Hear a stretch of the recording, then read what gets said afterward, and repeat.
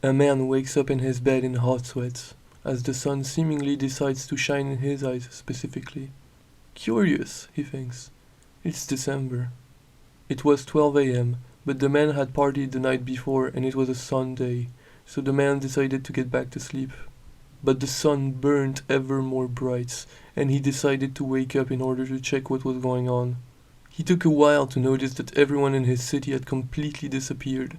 When he did, horror struck, along with incomprehension. He called a few numbers and checked online for any signs of life, without any success. It was 3 p.m. when he decided to go to a corner store since his supply of food was getting slim. The walk there was grim, and his brain desperately searched for reasons for anything that was happening.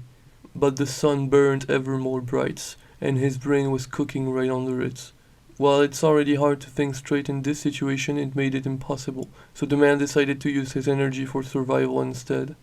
He could swear that the sun burnt even hotter on the way back home. He ate what he stole, bringing him the first good feeling since the beginning of the day.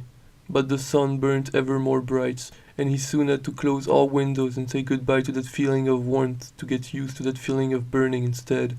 He felt like he was inside of a volcano. The AC didn't work, he didn't know why. But there was no time to think of a way to make it work again. It was getting to the point where he had to take off all his clothes. 4 long hours later, and he is still laying on his bed, watching his window curtain being the last line of defense between he and the sun. But the sun burned ever more bright, and he felt like it was somehow going to pierce through the curtain to get to him.